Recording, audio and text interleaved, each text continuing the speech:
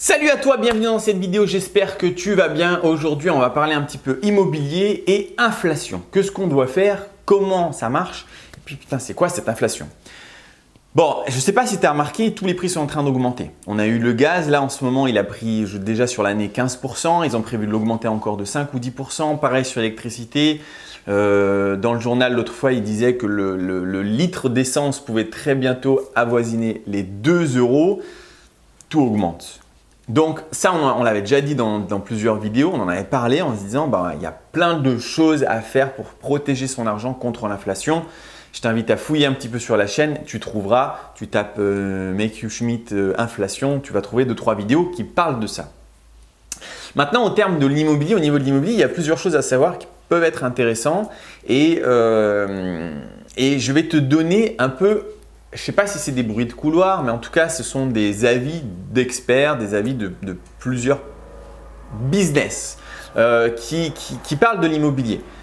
Tu sais, personne ne sait ce qui va se passer, personne n'a une boule de cristal, personne ne voit l'avenir. Par contre, tout le monde donne son avis. Moi, je vais aussi te donner le mien et puis je vais surtout t'expliquer un petit peu tout ce qu'on peut entendre. En gros, si tu veux, l'inflation commence à être assez forte. Quand il y a donc là sur l'énergie du 20-25% en une année, c'est très violent quand même. Et la Banque centrale, son rôle à la Banque centrale, c'est de faire en sorte qu'il n'y ait pas d'inflation. La Banque centrale, je suppose, a vérifié, les historiens vous allez me dire, mais en toute logique, la Banque centrale, elle a été inventée pour éviter justement la superinflation. Superinflation, c'est ce qui nous a mené à la Seconde Guerre mondiale. C'est-à-dire que l'Allemagne, elle faisait de l'inflation, mais de dingue, jusqu'à ce que sa monnaie soit totalement ne vale plus rien, ce qui les a mis dans une crise monumentale. Et pour se libérer d'une crise, la guerre, c'est pas mal. Et donc, alors à vérifier encore une fois, je ne suis pas historien, mais du coup, la Banque centrale, en tout cas, c'est sûr et certain que c'est sa mission. Maintenant, est-ce que ça a été fait pour éviter la guerre ou pas? Je ne sais pas. Ça peut être aussi inventé pour éviter qu'un pays soit en crise. Mais en tout cas, la Banque centrale, son rôle, c'est de lutter contre l'inflation. C'est de faire en sorte qu'il n'y ait pas de superinflation. Son but, c'est d'avoir une inflation contrôlée. Parce que et en réalité, c'est énormément à cause du crédit que les banques font alors qu'elles ne possèdent pas l'argent, on a une inflation. C'est elle qui crée l'inflation en majorité. Et donc, en fait, on essaye de contrôler cette inflation. La Banque centrale, je pense qu'elle a un objectif de 1 ou 2% par an maximum.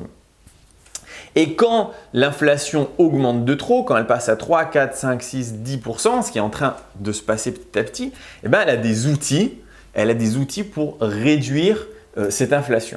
Ces outils, par exemple, ça va être les taux directeurs. Les taux directeurs, c'est quoi? En fait, la Banque centrale, elle prête de l'argent perpétuellement à tout le monde. En sachant qu'en fait, c'est la seule entité qui a le droit de créer de l'argent. Donc, si quelqu'un, alors c'est des institutions, ce n'est pas toi et moi, mais si quelqu'un, une banque, un État va la voir et qu'elle dit, et que l'État dit, bon voilà, j'ai besoin de… on a eu la crise, tiens, je te prends un exemple concret. On a eu la crise du coronavirus. Et il n'y a plus de sous. Il faut payer les gens parce qu'ils ne travaillent pas. Il faut payer plein de choses. Il faut payer des hôpitaux. Il faut payer plein de trucs. On a un énorme déficit. Il n'y a plus d'argent qui rentre. Les gens ne travaillent pas. Il n'y a plus d'impôts. On est grave en galère. Et il nous faudrait 1000 milliards ou 500 milliards. D'accord? En fait, quand l'État, ils annoncent nous allons injecter 500 milliards dans l'économie en faisant des plans de relance, en payant des choses et d'autres, dis-toi bien qu'ils n'ont pas cet argent en compte, en banque. Ils n'ont pas un compte crise, ici il y a 10 000 milliards et puis quand on galère, on se sert dedans. Ils n'ont pas cet argent. Non, ils passent un coup de fil à la Banque centrale et ils disent « Banque centrale, est-ce que tu veux bien pour moi créer de l'argent ?» Donc, de créer de l'argent. Voilà, j'ai besoin de 500 milliards, ce serait cool si tu pouvais créer 500 milliards juste pour moi. On appelle ça la planche à billets. Évidemment, il n'y a plus de planche à billets, c'est juste un ordinateur. Le gars, il tape 500 milliards en plus, poum, tu as tes 500 milliards. Il y a plein d'autres institutions qui utilisent ça. Il y a tout simplement les banques. Quand tu vas faire un crédit immobilier, les banques ne te prêtent pas 300 ou 500 000 euros à elles. Elles n'ont pas cet argent. Et même si elles l'avaient, je te garantis qu'elles ne te le donneraient pas. Si elles avaient 300 000 euros, elles ne te diraient pas, bah, tiens, je te prête 300 000 euros que je vais récupérer en 20 ans et pour ça, tu vas me donner 1,5% de ces 300 000 euros par an. Et jamais elles te les donneraient. C'est que des placements financiers, tu peux faire beaucoup plus. On le voit sur cette chaîne, du 10, 20, 30%, c'est faisable. Pour une banque qui a des gros volumes, qui ne va pas se faire chier à faire la location de voiture, les banques. Mais elles vont avoir du 5-10%, mais c'est sûr. Même du 5%. En tout cas, ton 1,5%, ça ne les intéresse pas. Pourquoi ça les intéresse? Parce qu'elles n'ont pas cet argent. Et qu'elles appellent elles aussi la banque centrale en disant banque centrale, il y a un pignouf là qui veut 300 000 euros pour s'acheter une baraque. Moi, je lui fais à 1,5%. Est-ce que tu peux créer cet argent pour moi? Et donc, la banque centrale crée cet argent pour son client, la banque. La banque prend cet argent et le donne au pignouf qui veut s'acheter sa baraque à 300 000 balles.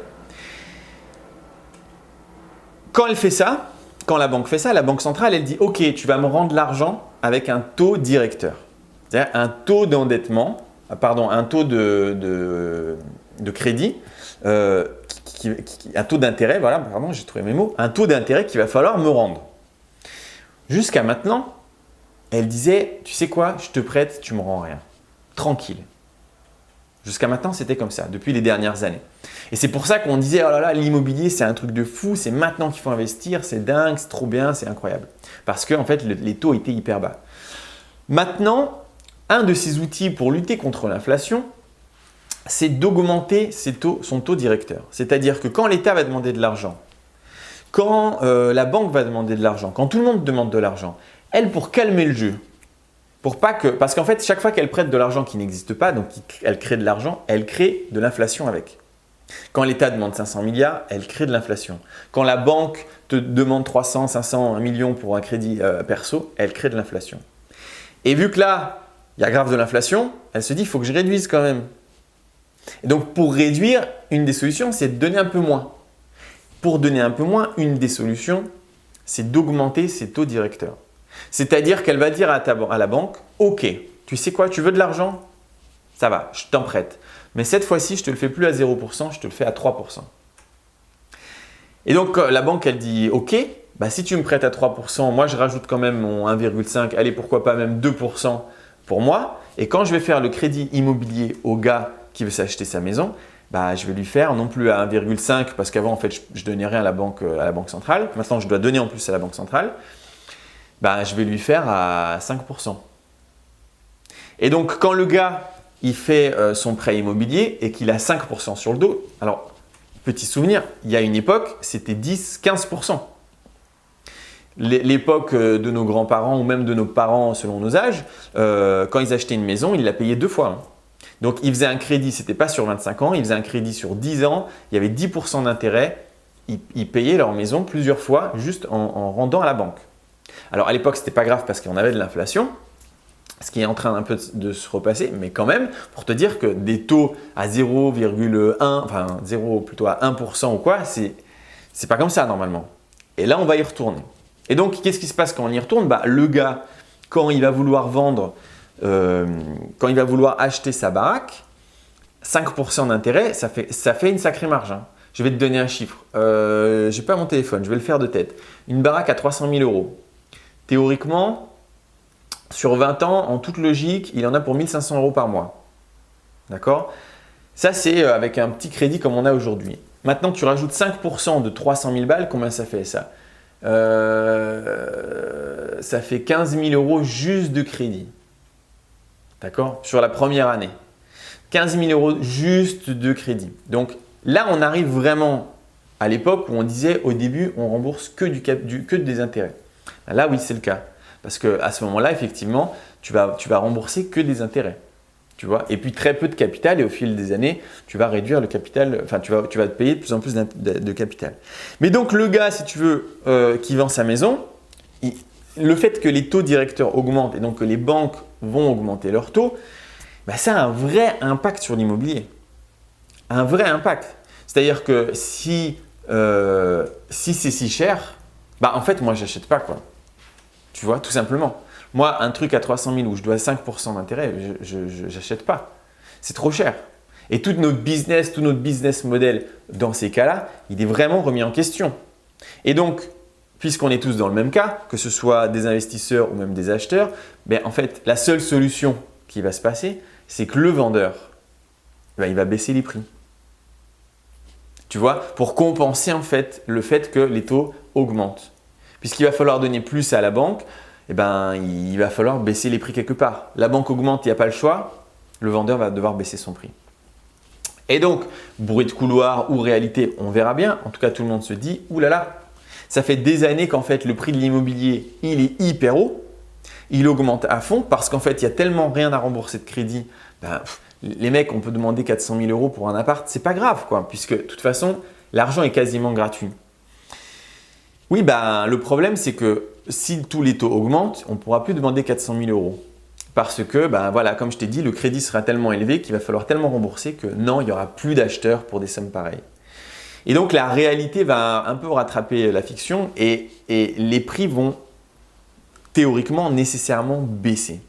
Et donc, il y a vraiment eu, si tu regardes un petit peu des graphes, je t'en ai pas préparé, j'aurais dû, mais tu peux vraiment voir le prix de l'immobilier qui s'envole. On peut appeler ça une bulle ou pas, on ne sait pas, hein, parce que, attention, la crise immobilière, on en parle tous les ans. Mais là, quand même, il y a quand même des signes un peu plus. Autant jusqu'à maintenant, ça fait des années que j'entends tous les ans, franchement, je m'en fous un peu. Autant là, je me dis, ah ouais, là, il y a une logique. Et donc, ben, c'est très possible, c'est très probable que les prix de l'immobilier descendent. Donc nous, ça nous donne plein d'informations en tant qu'investisseur, tout ce que je viens de te dire. Premièrement, alors, et là, c'est là où je vais te donner mon avis d'investisseur. Il est temps, écoute bien, hein, parce que ce n'est pas très logique à la base. Il est temps d'acheter, il est temps de vendre et il est temps d'attendre. Pourquoi ? Il est temps d'acheter parce que pour le moment, les taux sont encore très bas. Et donc, si tu pars sur une stratégie que tu vas garder le bien, d'accord ? Que tu gardes le bien sur longtemps. Type SCI. Si tu crées une SCI, c'est dans un but patrimonial, c'est pour garder le bien pendant longtemps. Mais faire un crédit maintenant, c'est pas con. C'est pas con parce que s'il y a de l'inflation, bah, ton crédit il va diminuer un petit peu, ça va diminuer. Certes, tu auras acheté un bien cher, mais en fait, tu t'en fous parce que tu le gardes sur une très longue période. Et donc, si tu sais bien faire, ton taux de rentabilité il va être à 10, 15, 20%. Si tu fais bien, donc même s'il y a un crash immobilier de 40%, vu que toi tu l'as acheté dans le mode je le garde pendant longtemps, bah en fait on s'en fout. Parce que ton 15% de rentabilité, allez, même s'il y a une crise, bah en 4 ans c'est amorti, tu vois. Et tu as eu un crédit pas cher. Donc c'est le temps d'acheter. Personnellement, je cherche à acheter maintenant à cause de ça. Mais c'est aussi le temps de vendre. Pourquoi c'est le temps de vendre ? Parce que les prix, on a dit, pour le moment, ils sont hauts et tout l'argent, il va au vendeur. D'accord ? Le coût, on va dire, le coût global d'un achat immobilier, il va au vendeur. Dans quelques mois, dans quelques années peut-être, au mieux, ou dans 1 ou 2 ans, ben, le coût global d'un achat, le coût global, ça ira beaucoup à la banque. Et donc, le prix va forcément baisser. Si tu as de l'immobilier et qu'il a bien pris de la valeur et que éventuellement tu as remboursé un peu du capital, ça fait quelques années que tu as ton bien immobilier, je pense que c'est un très bon moment pour vendre. Pour vendre et récupérer ce capital. Et donc même si je viens de te dire que je cherche à acheter maintenant pour bénéficier du crédit, tu sais aussi si tu regardes ces vidéos que je suis en train de vendre tous mes apparts. Parce que je sais que, en tout cas, c'est une stratégie. Non, je ne sais pas. Je pense. Donc j'essaye. Peut-être je me plante complètement. Je pense que les prix de l'immobilier sont hauts et que si les taux directeurs augmentent, ils vont bien baisser. Et donc si je veux vendre, c'est le bon moment. Donc je cherche à acheter pour bénéficier de ce crédit pas cher et je cherche à vendre pour récupérer le sommet et récupérer un petit peu d'argent. Et aussi, il faut attendre. Tu vois, c'est pour ça que je te dis, c'est vraiment une période spéciale. Il faut attendre parce que dans le cas où tu as vendu ou dans le cas où tu as du cash et tu as de l'argent de côté, si cette prévision se révèle exacte, encore une fois, je ne dis pas que c'est le cas, je dis on dirait bien que, mais peut-être pas, et que les prix de l'immobilier baissent, peut-être 20%, 30%, quelque chose comme ça, à cause du fait que le crédit est beaucoup trop cher. Et donc, les gens, ils vont devoir s'endetter, ils vont devoir payer, les prix de l'immobilier vont descendre. Si toi, tu as du cash, ça vaut le coup d'attendre que ce phénomène arrive parce que toi, tu n'achèteras pas à crédit, peut-être. Tu n'achèteras pas à crédit parce que ça deviendra trop cher. Tu achèteras cash et là, tu feras des putains de bonnes affaires. Donc, c'est un petit peu le moment pour tout. Tu vois, mais selon ton cas, si tu es acheteur, en fait, voilà, c'est ça. Si tu es acheteur, il vaut mieux acheter maintenant que dans un an.